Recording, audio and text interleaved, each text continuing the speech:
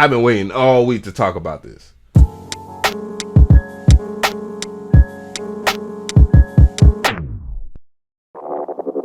What is going on, peoples, man? I definitely want to hear from you guys in the comment section because it's got a lot it's got to be said in this video about the Behringer clone controversy. And Behringer has gave a lot of ammunition to all of its haters by responding. And I'm going to give you some advice, Behringer. Shut the fuck up. Shut the fuck up. Shut the fuck up.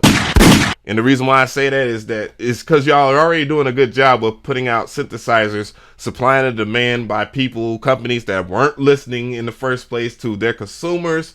Roland, Moog, like a lot of these companies that have stuff out that people just, they asked for, but they either made a rendition of it that they didn't really want. And then y'all came out with stuff that people really wanted at an affordable price. And that's what everybody likes. But at the same time, the critics out there are very upset at Behringer. And for this week alone, they have a right to be upset at Behringer because of the things that was done. So this is what popped up in the middle of my feed on YouTube, and I saw this and I was like, cork sniffer, what the hell is this? Like, is this an April Fool's joke? It's March 2nd to be exact. And I clicked on it and had a good laugh because it was just like a wee woo cork sniffer. And I thought to myself, like, what do they mean by this? So I had looked it up, and, you know, a cork sniffer, the term originated for the wine tasting community or whatnot. I'm reading, and I had this link in the description box, and individuals who argue and debate over the subtleties of, like, something without even actually experiencing it, basically is the summary of it or whatnot. But then I thought to myself, yo, well, that's pretty funny. Cork sniffer. Because there's a lot of cork sniffer reviewer channels on YouTube, and it's just like ridiculous. So other than that, though, a friend of mine was like telling me, yo, like, there's way more to this. If you look at this graphic or whatnot, man, this is very, very anti-Semitic. And I'm like, whoa, wait a minute. Like, anti-Semitic, like, that's a huge claim, like, to say. And I thought to myself, man, well, this ain't funny, man, because if somebody portrayed me as a so-called black person with big, super big lips and a bone through my nose, yo, like, I would be very offended, and so would many people. So I took offense to it, and I stopped laughing, and then I really started getting upset. So I started to see what he was coming from his perspective. Just keeping my eyes wide open at the same time, you know, just seeing if there was really anything harmful from it. So they issued an apology, which they should, because they should not have disrespected Peter Kern, regardless of his massive opinions about their stuff and saying that they have cloned stuff, because they're not the only company that clones stuff. Like, even in the music tech article here, like, they talk about them cloning the Odyssey.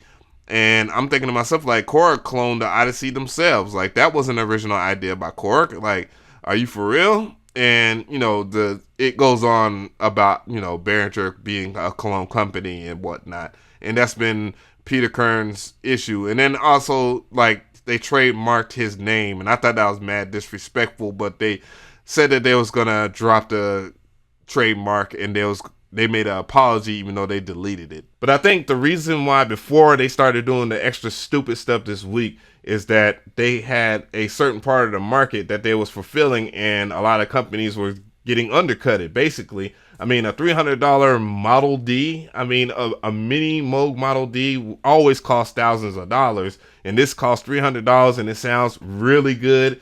And then you have, like, the synth critics like Peter Kern, which also, Behringer, they trademarked his name, which I think that was that was ridiculous.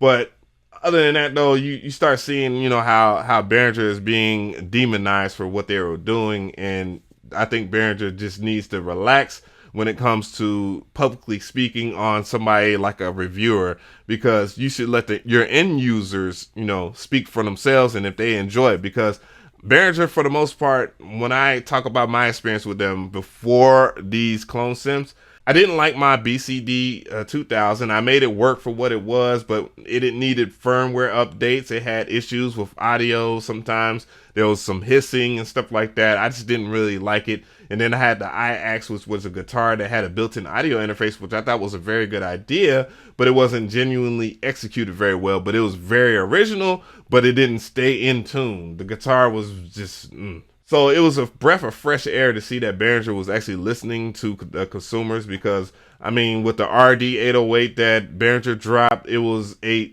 exact response to Roland not dropping a perfect version of their TR 808 with a reimagining of features or whatnot. So it was very refreshing, at the same time very traditional and very close to what Roland did.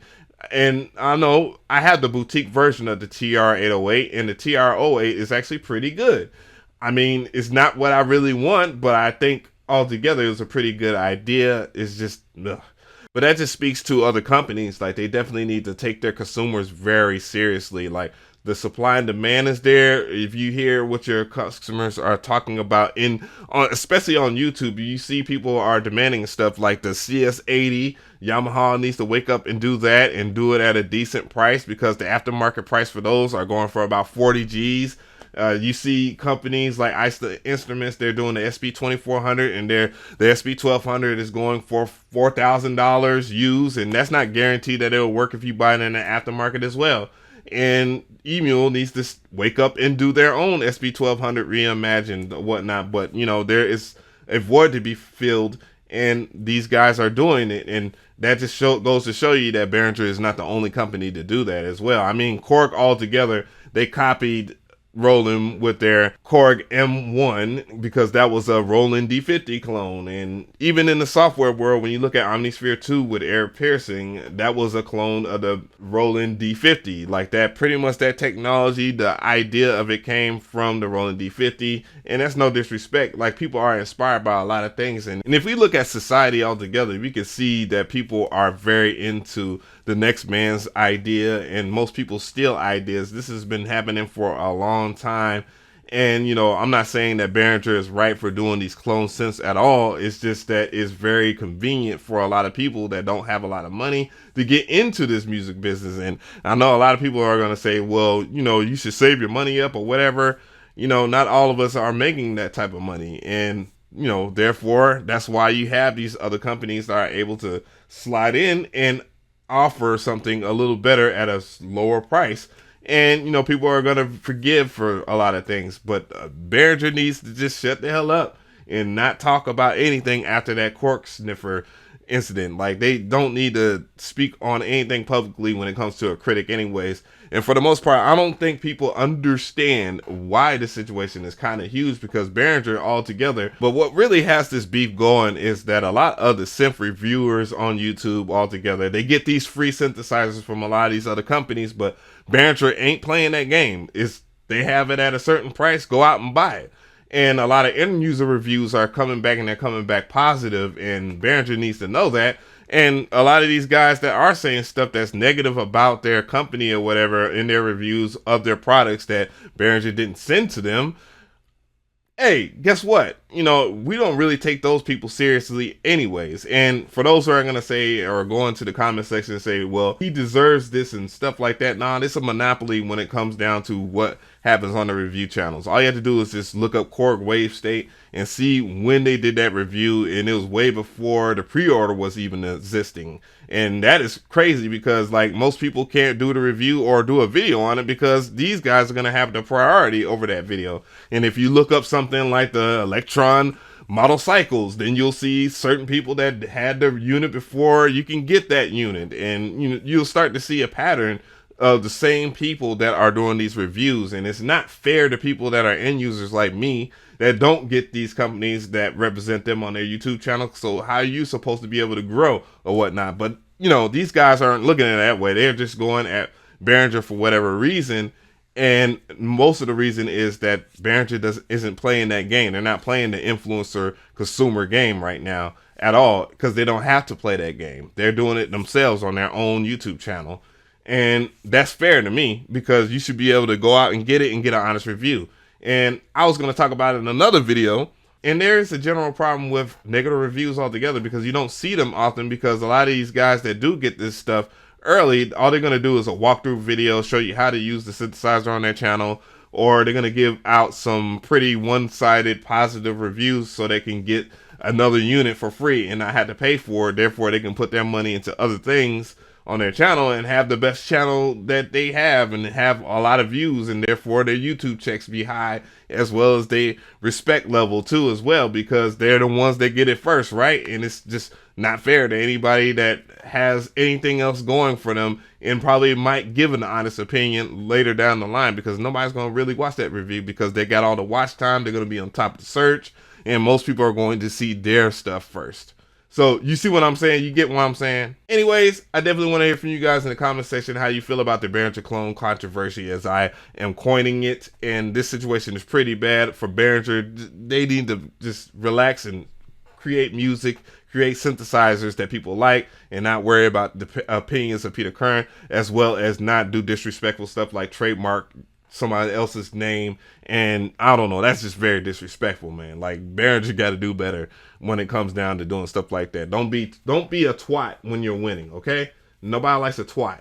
But other than that, though, I definitely want to hear from you guys and how you feel about this whole situation. If you're going to buy or not buy, because I've seen people smashing the synthesizers and stuff like that on social media. And, you know, when you smash a synthesizer that you already owned and you already paid for it, Behringer already got the money. So, you know, you look kind of dumb when you do that.